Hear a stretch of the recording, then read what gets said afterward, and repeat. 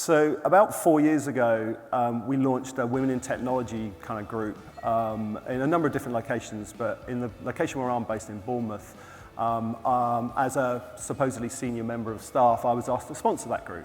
And I would sit down with the team, talk a little bit about strategy, objectives, and then we were running kind of like fortnightly sessions where the women were kind of beginning to explore why women don't tend to want to work in information technology and why even if they do, they don't tend to stick around. And whilst we began to explore some of these subjects around gender equality, I realized that I knew literally nothing about some of my female colleagues. So I began to realize how big the gap of my understanding was around gender equality. So I found it a deeply personal learning experience. And one that I think has enabled me to become a better manager, a better leader, certainly a better father. I have 2 teenage daughters. Actually, no, one of them's older than a teenager now, but anyway. And I think it's made me a better human being. I mean, first of all, men generally will say there's a problem. It's pretty self-evident. They're in a team, and generally all their colleagues are men, particularly in IT. But generally speaking, they don't recognise any sort of bias or issue in themselves, right? They do say things like, I always hire the best person for the job, right? There's not enough women in the pipeline, right? So it's never their problem. It's always someone else's.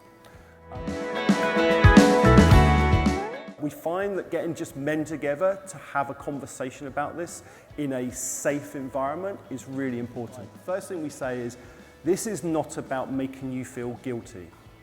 You are not here because we've spotted the fact that you need some sort of remedial training.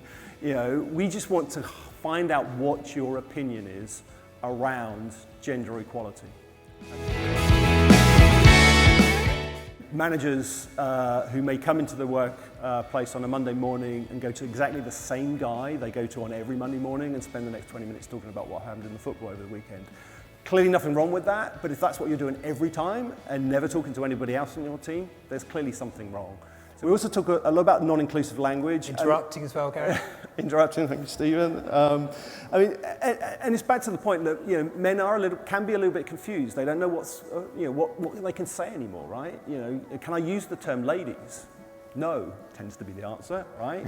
And women are sometimes just as bad at doing that. How many women in this room have said, "Oh, I've just had a blonde moment," right? Having follow-up events where people can explore some of the more personal elements of this, we really like that. We run something called a red chair event or a sit with me event where anyone can get up and talk about their particular personal experience, their journey. We find those really, really inspiring and people will come to them. I found that really inspiring. I'm sure all of you did too. So thank you so much for giving up your time, Gary and Stephen. We really appreciate it. Thank you. Thank you.